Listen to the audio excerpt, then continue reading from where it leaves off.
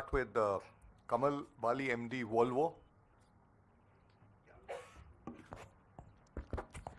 Yeah, Honorable Chief Minister, as the President said, I think your statement and your vision was very, very inspiring and energizing. So thank you very much. When it comes to electric vehicles and the way you're looking at sustainable development of the urban ecosystem, can you suggest some of the things which companies like ours can do specifically? I belong to a company called Volvo. We can think of some joint initiatives to make this journey faster and smarter. Thank you. So we'll. Jayesh will address, then I will. So, Mr. Bali, the Chief Minister already alluded in his speech that different interventions will be made to achieve net zero. That is the climate action plan. Right. EVs will play a very important role. As Honorable Chief Minister pointed out, all the road transport buses which currently run on diesel, they will all be phased out. In fact, in 2 years, we are phasing out each of these buses, make them electric. You would have also noticed that in Hyderabad city, auto rickshaws are a major source of public transport. Most of them run on diesel. Honorable CM has about a couple of months ago introduced a scheme of retrofitting. So all auto rickshaws which retrofit into batteries, government will provide some financial support for retrofitting. All new auto rickshaws which will come, they have to be compulsorily electric. And to promote more and more EV adoption amongst private owners of four-wheelers, two-wheelers, as Honorable CM pointed out, the registration tax and road tax has been exempt for another 2 years. So every person who buys a new vehicle need not pay all these taxes, etc. Thank you. Actually, our plan is that Hyderabad has to improve. Why? Because of we are seeing Delhi, we are seeing Mumbai and Bangalore. So we wanted to learn something from Delhi and other cities. Now we are going to Chandramandal, but we have not learned how to live in our own place. So this is what I'm trying to improve my ecosystem with climate change, whatever climate changes are there, and what is our necessities or future plan. So we are planning for that. We are there to support. If you have any proposals or suggestions to improve Hyderabad city. Hyderabad is having an outer ring road. It's around 160 kilometers all around the Hyderabad. Inside of the ORR is core urban region. So I wanted to shift all diesel vehicles from this core urban region. RTC or autos or private taxis also I wanted to move all these vehicles outside of the outer ring road. So we have our own plans. So anyway, we are going to make Telangana Rising 2050. Our plan is for 2050. So if there is any suggestion from your side, give us, you feel free. Telangana is there to implement your suggestions. If it is reasonable, definitely we want to take your suggestions. If there is anything, let me know. My government is there to take your suggestions. Thank you. Thank you. Sir, with certain states, with governments, we are working on a vision for 2047 and 2050 as a joint working group and a joint state level task force under the chairmanship of the Chief Minister.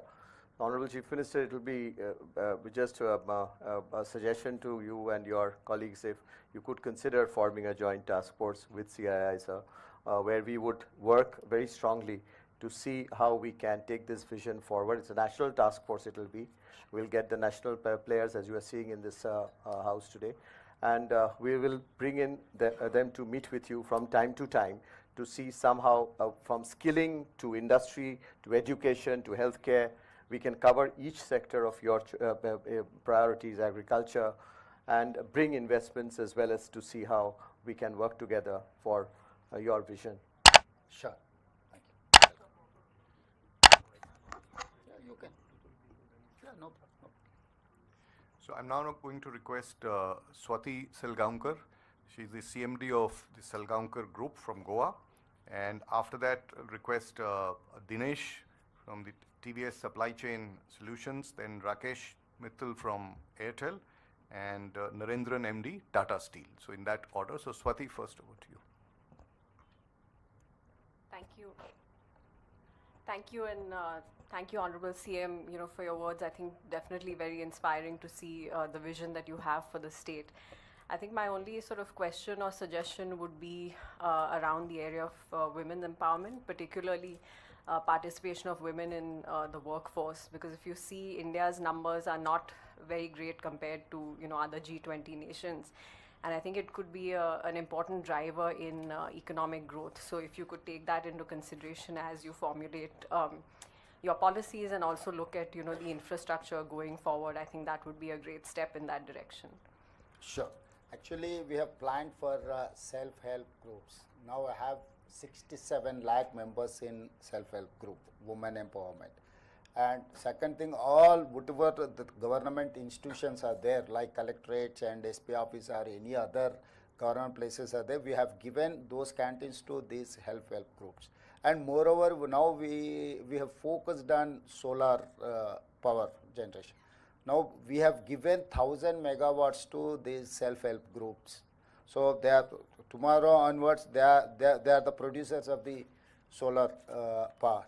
So at the same time, from here, just walkable distance, I know you know that high-tech city. Adjacent to high-tech city, I have given 3.5 acres to these self-help groups to promote their products, whatever they are manufacturing, whatever they are creating in new art forms.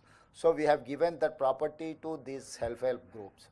So everywhere, and moreover, we are focusing on schools and colleges where SC, ST, BC and minority girls are there in government schools. Now we have increased diet charges 40%, and we have increased to 200% for cosmetic charges. All these to improve their education, their living life, and entrepreneur things. So now we are more focusing on women. My target is 1 crore. 1 crore, koti mandi mahilalni kotishwarlan cheyadam. So 1 crore women, we wanted to make sure they are crorepati. So for a crore, this is what our target. Next 4 years, I am going to implement this scheme for women empowerment in rural. Urban anyway, they have their own, they have their own exposure. But rural, nook and corner of Telangana, where tribes are there, remote areas are there, we are more focusing on rural women. Thank you. Dinesh? Thank you, Honorable Chief Minister. I think we are very much inspired by your vision and the speed of implementation. I think I wanted to cover the logistics sector and the supply chain side. As you know, there is now a lot of push of creating India as a hub for storing of spare parts and supplies to nearby countries. I think Telangana can take the lead in terms of adding and providing warehousing infrastructure and supporting that. I know you have been working separately on the logistics policy for warehousing, but this can be a special thrust which we can look at for creating this as a global storage hub for the world. The second point is you mentioned about sustainability transition. I think the biggest challenge these one vehicle, two vehicle operators face is the cost of the transition. So if the large supply chain companies can work in conjunction with the government and both finance and give them business, so that then the transition to the EV for the first and last mile delivery can happen faster, sir. So I think that is something which both from CII side, the Institute of Logistics, and from our own company, we'll be very happy to see how we can partner with you on that. Sure. He's from TVS Logistics. So, Mr. Dinesh, as Chief Minister had mentioned in his speech, getting into net zero as a part of Telangana and a few other disciplines. And from this academic year onwards, which is here 4 months later, we'll be running multiple diploma courses, degree courses. We have identified 20 verticals in which these courses will be run. So would request all of you, if you really feel that there is a skill gap and no one is really addressing that. Telangana has shown the way on how it can be done, and please come forward and partner with us. Thank you. Jayesh, you missed one point regarding corpus fund. Why don't you mention for corpus fund? Actually, we wanted to create a corpus fund where they can avail that funds. They need not to depend on the government. Government is going to create an infrastructure. So actually, we are focusing on corpus fund. Almost we have received near about 400 crores. So two more 100 crores we wanted to create, and we wanted to give 600 crores to that university. Whenever they request funds, they need not to depend on the government. They need not to request to the government to release funds. So we wanted to create a corpus fund to 500 to 600 crores to that university. The board can decide the funds or how to utilize, where to utilize. It is nothing to do with government. So all these, entire India is here. तो हैदराबाद के लिए और skill university के लिए आप लोग दिल खोल के अब मदद कर सकते हैं. Thank you. Honorable Chief Minister and Jayashree, I think this discussion has been even more energizing, and we can see the passion for skilling and education, which is so fundamental to taking advantage of India's demography. And I thought at this juncture I'll just mention that even CII, we have very strong verticals in education and skilling, and there's a lot of work we do, and we would be happy to come and engage on that. And also we have some very eminent leaders in the education sector here, just to Atul Chauhan from MET and Nandini from PhD Coimbatore, just for your information. And now I'll request Naren for his... Thank you, Mr. Chief Minister. I think I'll go to the theme on sustainability, which is really commendable. So I think two areas or one area which you talked about is mobility, and normally that's where most people start. The other is the energy sector, greening. But I think I talk on behalf of the process industry. And I think globally, process industry, the transition is even more complex because you have to make investments based on the policies.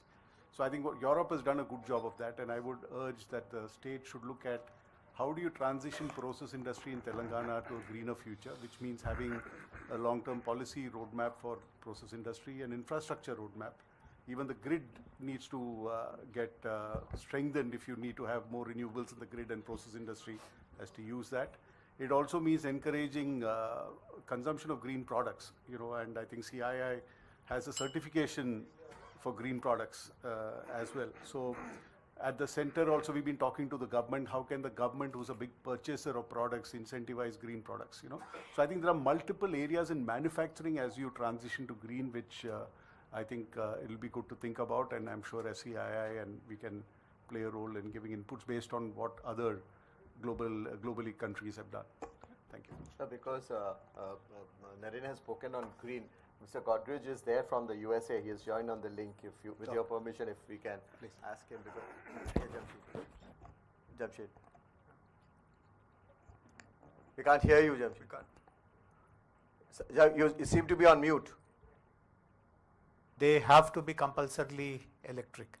And to promote more and more EV adoption amongst private owners of four-wheelers, two-wheelers, as Honorable CM pointed out, the registration tax and road tax has been exempt for another 2 years. So every person who buys a new vehicle need not pay all these taxes, etc. Thank you. Actually, our plan is that Hyderabad has to improve. Why? Because of we are seeing Delhi, we are seeing Mumbai and Bangalore. So we wanted to learn something from Delhi and other cities. Now we are going to Chandramandal, but we have not learned how to live in our own place. So this is what I'm trying to improve my ecosystem with climate, whatever climate changes are there, and what is our necessities, our future plan. So we are planning for that. We are there to support. If you have any proposals or suggestions to improve Hyderabad city. Hyderabad is having an outer ring road. It's around 160 kilometers all around the Hyderabad.